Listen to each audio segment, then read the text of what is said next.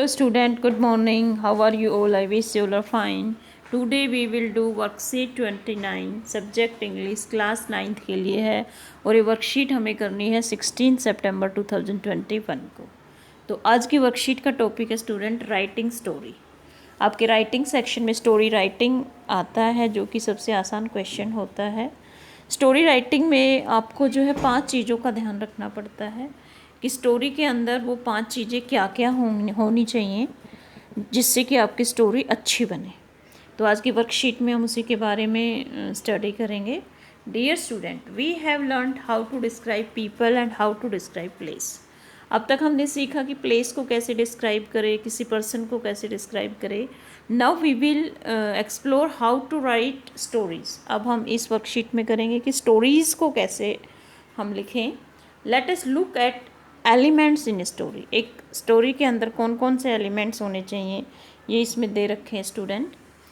तो ये देखिए, द पीसेज और parts that make a story. तो स्टोरी के एलिमेंट्स क्या होते हैं जिससे एक स्टोरी बनती है, उसके अंदर क्या क्या पार्ट्स होने चाहिए।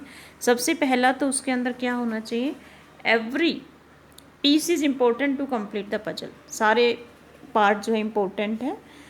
करैक्टर्स जो है स्टूडेंट, सबसे पहले है हमारे करैक्टर्स।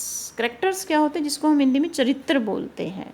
जो लोग स्टोरी के अंदर होते हैं, द पीपल और एनिमल्स, वो पीपल भी हो सकते हैं, एनिमल्स भी हो सकते हैं, that are important to the story, जो कि स्टोरी के लिए बहुत ज़रूरी होते हैं। आपने देखा वो करैक्टर्स, मूवी में भी करैक्टर्स होते हैं, हीरो हीरोइन होते हैं, वो करैक्टर्स ही होते हैं।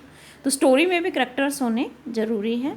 सेटिंग, फिर वो जो है किस टाइम की सेटिंग है, the time and location where story takes place, जहाँ वो स्टोरी घटित हुई है, सेटिंग हमें ज़रूरी है स्टोरी एलिमेंट्स में। फिर है हमारा प्रॉब्लम। अब प्रॉब्लम होगी तभी तो उसका सोल्यूशन निकलेगा।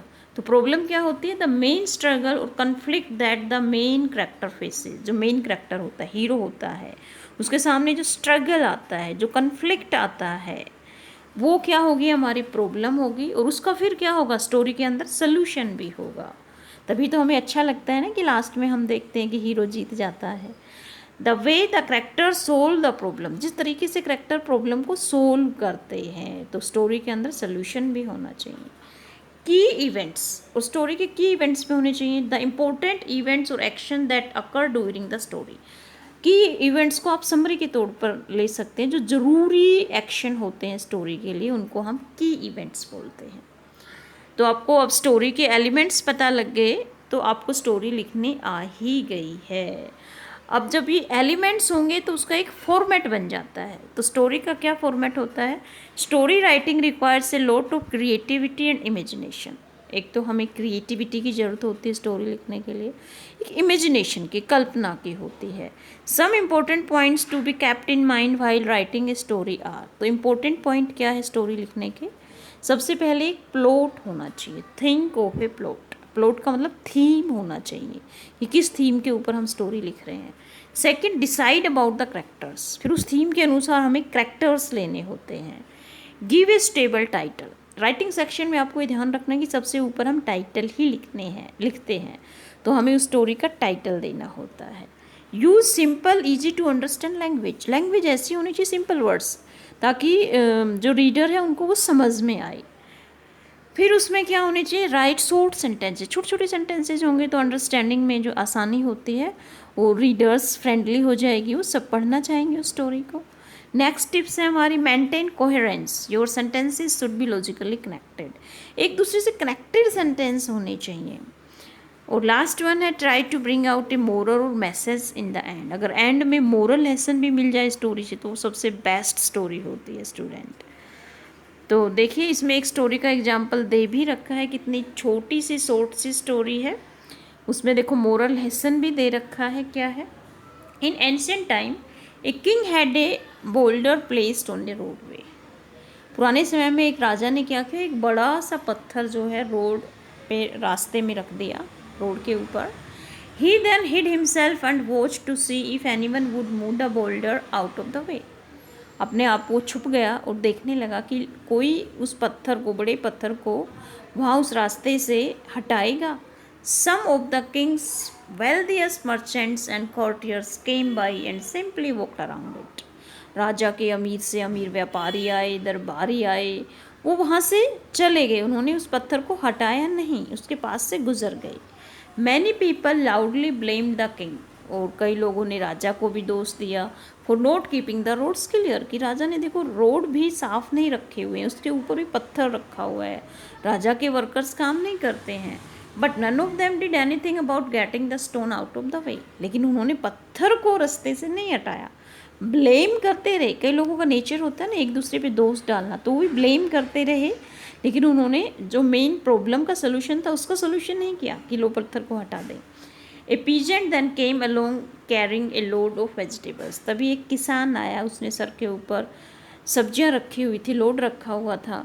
अपॉन अप्रोचिंग द बोल्डर, जैसे वो बड़े पत्थर के पास आया, the peasant laid down his burden and tried to push the stone out of the road, उसने अपने जो सर के ऊपर वजन ले रखा था वो रखा और उस पत्थर को जो है रोड से हटाने की कोशिश की।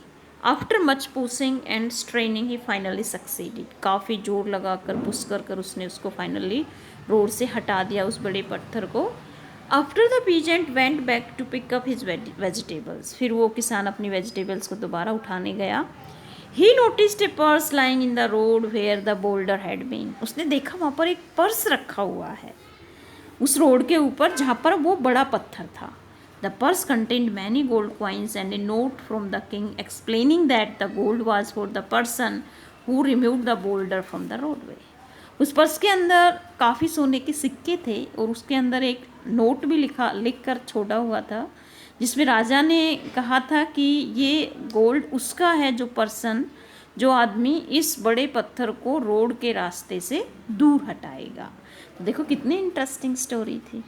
तो इसमें आपको बताना है student, read the story on the left and identify the following, हमें करैक्टर बताने हैं सबसे पहले। तो करैक्टर कौन कौन है? किंग एंड ए पीजेंट, एक राजा और एक किसान, मेन करैक्टर यही है इसमें।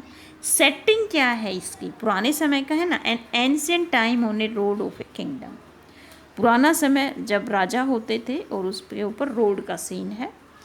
थर्ड क्या है, स्टोरी में प्रॉब्लम क्या थी? एक बड़ा सा पत्थर था ना रोड के रास्ते में जिसने रोड को ब्लॉक कर रखा था, वो प्रॉब्लम थी। Boulder placed on A road way and blocked the road, एक बड़ा सा पत्थर जो रोड के बीच में रखा हुआ था जिसने रोड को ब्लॉक कर रखा था, ये प्रॉब्लम थे। अब सोल्यूशन क्या निकला?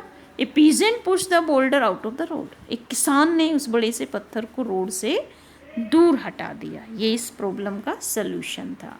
और इस स्टोरी के की इवेंट क्या थे स्टूडेंट? की इवेंट थे, a boulder was placed on the road, road के ऊपर एक बड़ा सा पत्थर था।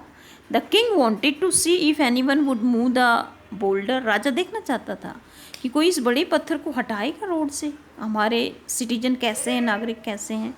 Many people walked around the boulder but none of them tried to push the boulder out of the road, काफ़ी लोग आए लेकिन किसी ने भी बड़े पत्थर को रोड से नहीं हटाया। A peasant with a lot of hard work finally succeeded to push the boulder out of the road, last में क्या आता है? एक किसान आता है और वो सफल होता है उस बड़े पत्थर को रोड से हटाने में। He was awarded by the gold coins for this work, और उसको इनाम के रूप में उस अच्छे काम के लिए कि उसने बड़े पत्थर को रोड से हटाया, उसके लिए उसे क्या मिलते हैं?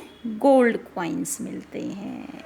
तो आपको समझ में आ गया स्टूडेंट कि स्टोरी को हम कैसे लिखते हैं। ये एलिमेंट्स होंगे तो आपकी स्टोरी बड़ी ही इंटरेस्टिंग होगी, अफेक्टिव होगी। तो वो कौन कौन से की एलिमेंट्स हैं एक स्टोरी में? करैक्टर, सेटिंग, प्रॉब्लम, सॉल्यूशन और उसके की इवेंट। ओके स्टूडेंट, तो ये थी आज की आसान सी वर्कशीट स्टूडेंट, आपको समझ में आ गई होगी। Thank you for watching this video, have a nice day.